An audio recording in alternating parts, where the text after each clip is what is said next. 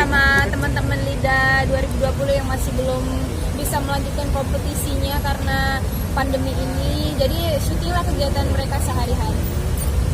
Banyak kegiatan juga yang ditunda atau dibatalkan? Iya banyak banget, apalagi off air, terus on air.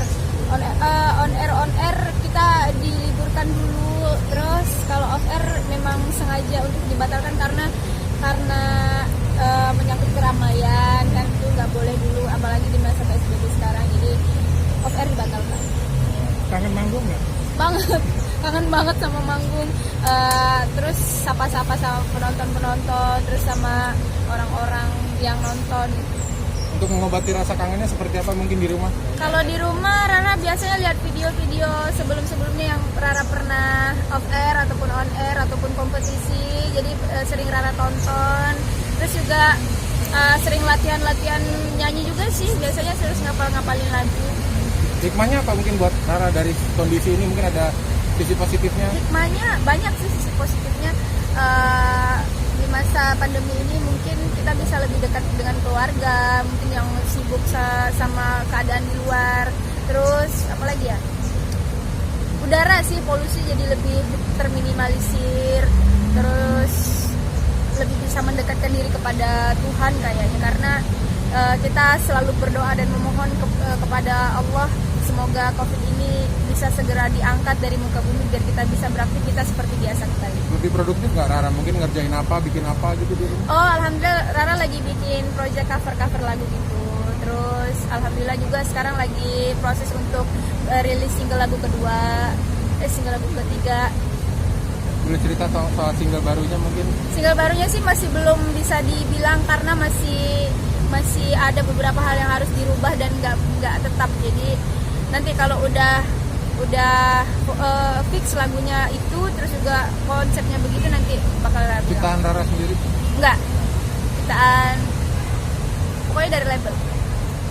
Kalau cover lagu siapa biasanya Rara? Cover sih Rara lebih cover lagu-lagu yang artisnya satu manajemen sama Rara biar lebih mudah untuk cover gitu. Tapi nggak buat bisnis juga sih, cuma buat seru-seruan aja, mengisi kekosongan pas Rara lagi nggak ada kerjaan kayak gini. Selain dangdut, apa mungkin bisa mengcover atau ada keinginan cover? Jadi Rara sih lain? Kalau cover lebih ke genre lain. Gitu. Genre lain ya. Apa aja? Apa ya, rock, terus juga pop gitu sih. Karena di kondisi gini kan banyak yang mengeluhkan penghasilan berkurang, sementara cicilan jalan. Rara merasakan itu nggak? Ya terasa sih, merasakan lebih mendapatkan nafsi yang lebih sedikit daripada yang kemarin. Tapi nggak apa-apa. Orang-orang lain juga merasakan. Bahkan ada yang lebih susah lagi dibandingkan Rara, bahkan lebih susah lagi. Jadi ya tetap bersyukur sih dengan apa yang sudah Rara jalani dan kerjakan sekarang. Udah mulai keluar rumah sejak kapan mungkin? Sebenarnya sih keluar rumah terus karena kan setiap hari syuting, tapi syutingnya memang di asrama, jadi memang sekeliling gitu aja. Terus juga kita diamankan dengan pakai hand sanitizer, terus juga sebelum masuk ke asrama itu disemprot biar walaupun kita nggak sakit, tapi kalau misalnya kita terpapar virus COVID itu nggak nular ke anak-anak yang lain. Ra, mengagumi siapa sih Ra kalau di DA Ra? DA Kalesti, Kaweni, Papa Hildan. Orangnya kayak gimana? Kalau Kalesti itu Rara tuh udah anggap Kalesti kayak kakak sendiri. Terus juga kalau Kaweni itu adalah partner duet terbaik Rara selama Rara berada di kompetisi. Jadi kalau Papa Hildan itu dia yang multi talenta dan juga dia bisa memainkan alat musik yang berbagai banyak banget. Yang itu yang buat Rara lebih semangat untuk belajar sebenarnya. Lebih semangat untuk mencoba hal-hal yang baru. Rara kan sibuk segala macam, kerja, pengen berkarya gitu. Soal pasangan, soal jodoh tuh udah kepikiran belum Rara? Enggak sih, belum kepikiran ya. Paling teman-teman deket aja karena nggak terlalu mikirin ke situ juga. Karena belum boleh. Bukan belum boleh. Boleh sih boleh, tapi kalau misalnya pacaran tapi ganggu pekerjaan kan ngapain gitu kan. Mending ya udahlah ngalir aja. Nanti bakal ada saatnya kita ketemu sama orang yang memang benar-benar tulus dan orang-orang yang benar-benar mengerti dengan kita. Tapi yang ngedeketin banyak biasanya kalau udah kopnya. enggak lah, teman aja. Kalau curhat sama siapa biasanya? Rara sih curhat kan lebih ke ibu. Ibu, Rara selalu curhat sama ibu. Jadi kalau ada yang deketin pasti Rara bilang, Bu, kakak lagi dideketin sama ini gitu. Nanti gimana ya. Kalau jadi Rara tuh kalau ibu ngizinin, maksudnya ngizinin nggak apa-apa dideketin, nggak apa-apa deketin, ya udah deketin. Tapi kalau ibu nggak boleh, nggak mau. Kriterianya mungkin seperti apa? Nggak ada kriteria kayak yang siapa lah gitu mungkin kayak nggak ada, yang penting dia seiman.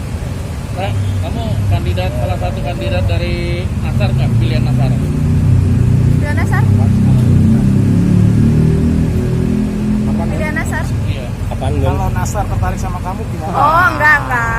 Yang Nasar itu Kak Selfie, terus Aulia. Nah itu yang anggota polisi gimana lah? Ah, nggak ada, itu hoax. Tapi sempat dekat dengan perwira polisi. Nggak ada. Hoax itu. Itu yang bocorin Irfan Hakim ya? Nggak ada. Irfan tuh mulutnya suka nggak bisa direm. Tapi Rara kenal sama perwira itu? Nggak kenal. Siapa? Nggak tahu.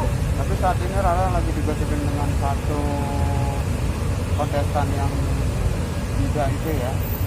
Dan itu banyak yang bertanya-tanya loh, bener apa enggak sih atau hanya gimmick belaka? Nggak ada lah. Ya kasih support aja sih sebenarnya, kasih support, terus kasih dia wejangan gitu, biar dia tuh ngerti sedikit banyaknya, tahu gitu kan gimana caranya bisa berkarir di dunia entertainment gitu. Kasih semangat aja sih sebenarnya, lebih ke support dia aja. Dia juga kan lagi kompetisi, harus fokus sama tujuan awal dia. Rara nggak mau nanti gara-gara Rara dia malah gagal gitu. Siapa Jadi namanya? Namanya siapa, dari mana? namanya siapa nggak tahu. Hari ya. Kita dari mana? Dari Maluku Utara. Oh. Hari. Munadi. Bukan. Nah, protokol kesehatannya di asrama kayak gimana sih, Ra? Kalau di asrama itu protokol kesehatannya sebenarnya itu asrama anak-anak Lida yang masih kompetisi. Kalau Rara di tempat lain, dia tinggal di tempat lain. Di asrama itu kalau kita sebelum masuk tuh biasanya dikasih hand sanitizer itu disemprot ke tangan, terus di gas disemprotin ke tubuh juga. Terus pas sebelum masuk kita harus cuci tangan, terus setelah cuci tangan kita pakai hand sanitizer, dan itu wilayah yang lingkungannya yang wajib bermasker. Minta tanggapan yang katanya lagi viral di Amerika, terjadi